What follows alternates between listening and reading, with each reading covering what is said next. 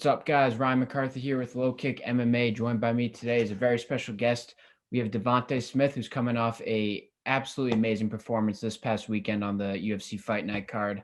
Devonte, thanks for giving us some time here. How are you, man? You must be on cloud nine. Of course, I won. So it's always a good feeling when you win. For sure, man. Yeah, like I said, seriously, one of the best performances of the whole night. Not too sure if you got that bonus or not. I don't remember. I don't recall if you did. Well, you Nah, should I have. ain't get it. I Yeah. if you guys saw what he did to Justin Jaynes's eye, that deserves a bonus and it's outright. So his eye was like a golf ball, which was Ah, pretty insane to see. But man, take us through this performance. Second round TKO. You finished him, pretty rapidly in that second round.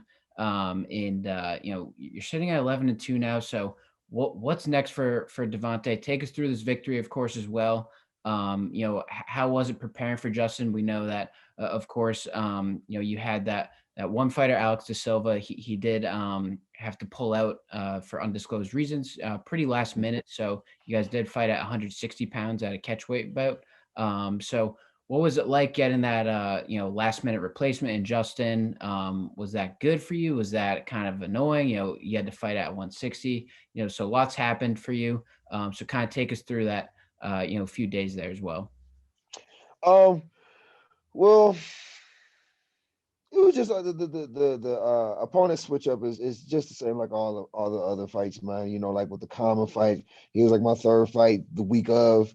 Third opponent switch. The fight before that, Dong Young Kim. I think I had somebody else, and then they switched out. So it was a very familiar experience, and just going through that experience, it was just like another day. And leading up to the fight, um, it felt good. I felt present. I felt there. I felt like I knew I was going to win. I was excited and nervous at the same time. Um, and I was just glad to get the win. I was happy that it was at 160 rather than 155. I mean, just less weight I got to lose, less stressing myself out. And, I'm glad that next time I see my name up in them lights, it's going to say 11-2. Yeah, for sure, man. And I was curious. So, were you close to 155 when you got that call, or were you kind of just floating around that 160 number when you figured out it was a catch weight? It was I was pretty much there. I do pretty well with my weight cuts. I wrestled in high school. They showed us the wrong way to lose weight, and since I became an adult and learned the right way to lose weight, it's not as hard for me. It's not too hard as long as I stay focused on what I do. Yeah, for sure. And I mean, so really wanted to see, what's next for you, man. That was a huge win, on ESPN, and it's a huge way to start your year. Of course, you had over a year off before this fight, so a long layoff. Is it? Do you want a lot of fights in 2021? What does 2021 look like for Devonte Smith? Look, for me, I would say minimum 3 fights, maximum 4 fights this year, because I want to spend time with my family and I want to heal up. This is a very dangerous sport. This is a very physical sport, and it asks a lot from you. And you can hurt yourself by hurting somebody else. Yeah. So I want to make sure I heal up correctly so I can move forward and possibly become top 15, top 10 at the end of this year. So just staying focused on my goal. Yeah, for sure, man. And you're in a stacked division, arguably the best division in the whole sport. Out of all promotions, you're in that lightweight division. Lots of big names in that top stack, in that top 15.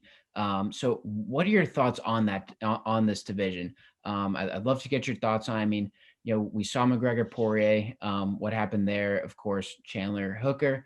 Lots of other factors go into that as well. So what's in your opinion, what should be the next lightweight title fight? There's a lot of opinions out there on what it should be. What are your thoughts? Okay, right now, who is it? Is Oliveira versus Dustin? So that's not confirmed, but that's a potential one. Yeah. Yeah, Let's that's the presume only. the best matchup. Yeah. Right. That sounds like the best matchup if you want to go off of, just pure. I beat this guy Yeah. and I haven't lost in so many times and I'm on a winning streak and I beat this guy and what didn't Dustin Poirier have the intern? I don't think he has no interim title. I mean, I think presumably he beat Connor. Presumably, Khabib's gone. Yeah. He probably Yeah. should have that title at least. Right. So At the least. So and Charles Oliveira dominated Tony Ferguson. yeah, So it just makes the most sense, if we going off of pure, I beat this guy, woo woo woo, them going against each other and for the belt. And the Michael Chandler, he did good, obviously against Dan Hooker, but I'm not saying he needs to fight 500 times before he gets that title challenge, but he just, he already in there now. So I mean, he gotta play as well. Maybe 2, 3 more fights max, to prove, you know what I'm saying, like this is where he belongs. But if he just beat Dan Hooker, who was what, a top 10, yeah, I think he was at 6. takes, yeah. So I mean, it ain't too many people for him to beat, other than, in my opinion, whoever wins if they go against each other, Oliveira versus Poirier. If he go, then shoot, yeah, he has to go against a couple of people before them, and then whoever wins that. But it's entertainment, so whatever entertains the most. Exactly. Yeah. It's a weird game. But yeah, I mean, I also wanted to get your thoughts, on a couple of things here. I mean, of course, this weekend we got a welterweight title fight pay-per-view, Usman Burns. What's your prediction there? Kamaru Usman versus Gilbert Burns. It's two teammates going at it, so kind of a hard one to predict. I want Usman to win, right, for my own personal reasons, and um, but Gilbert, it just looks like it's leaning more towards him because his boxing is better. And they train together. So even though um, Usman has the really good wrestling, Burns has the really good jits. So it kind of like they kind of nullify each other in a sense. So we just gonna see where it goes. Like I said, I want Usman to win, but it looks like it's tilting more towards uh, Burns just because he's better with his hands.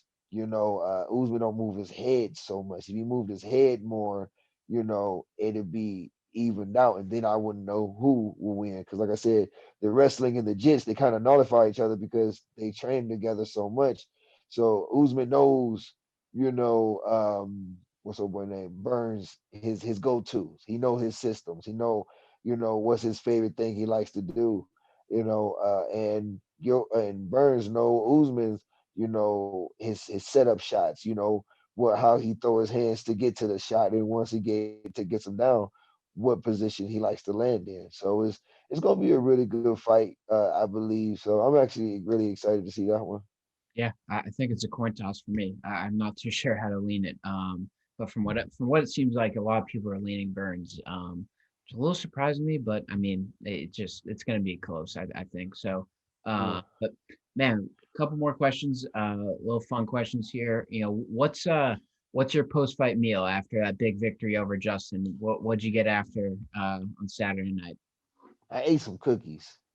Nice. That's that's what I did. I ate some cookies.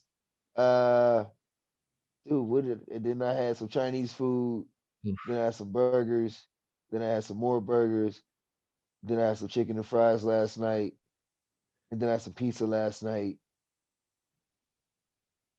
I think I'm done, but I gotta get some candy, and then I'll be done eating bad. Then I can go back to eating healthy. I can't imagine how good that stuff tastes after a weight cut. And after a W. Can't imagine Hmm. how it tastes. It makes me feel horrible, but it tastes good. It Yeah, tastes good though. yeah. In the moment, it's good. Uh, Yeah. and then why don't you get your thoughts on this whole YouTube stars versus boxing stars craze? It seems like it's pretty split in half, about 50-50. A lot of fighters kind of think it's disgraceful to the sport of boxing. They're kind of, you know, making a mockery of it almost. And then some are kind of just like, let them make their money.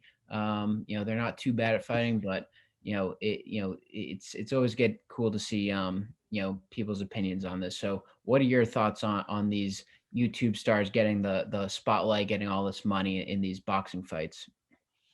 And, and, Um, and what's your prediction on Jake Paul versus Ben Askren? oh, they're still fighting? I thought that was off. I think Logan Paul versus Floyd Mayweather's off Okay. at the meantime, but I do believe The whole Jake thing is versus stupid. Askren's happening. But I'm kind of on both sides, Yeah. mainly because like one, yeah, it is disgraceful in the sense of like they're making so much money. And but when you think about it, I mean, they're making money up more so off of the YouTube fans, rather than fight fans, So you really can't get mad at the hustle. So I respect it, but I can understand how disgraceful it is that you got people waiting years for Floyd Mayweather to fight, and they got to jump through burning hoops and this and that, and you letting some guy that everybody like when against another boxer, everybody know you're gonna win because I'm a Floyd fan, you know what I'm saying. Yeah. But everybody knows you're gonna win, but it's still that they got a puncher's chance because they are a boxer. You go against a guy that, come on, and then because you're gonna win, like it's so much in the bag that you're taking that chance to kill your legacy from letting some goofball in the ring. Like this isn't like, and no disrespect to other sports, this isn't like football, this isn't basketball, this ain't soccer. Like this is fighting. You can get hurt. You can get hurt, like for real. Yeah. That's why. And yeah, you said that's why you don't do it. Yeah. You're smart. And for you to just let some guy for I get it, I get the business move, but I don't get the business move, but I get the business move. So it is what it is. I just stay focused on my plate, man. So Yeah. um like I said, I'm on both sides, but I'm more so just focused on my plate, that I don't even let that, like, I'm in the middle of the line. If there's a line, I'm just that little dot, so I'm just focused in my lane. You feel what I'm saying?